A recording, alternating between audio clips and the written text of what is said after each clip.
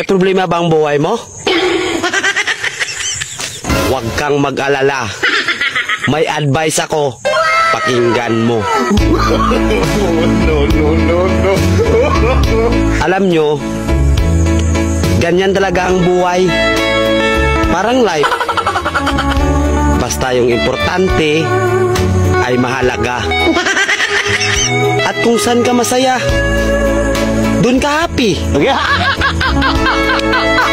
Basta wag kang maniwala sa swerte. Kasi malas yun. Minsan ay sometimes, kaya matuto tayong tumanggap ng acceptance. Halimbawa, for example, ang baby ay sanggol. So kung di mo intindihin, you don't understand.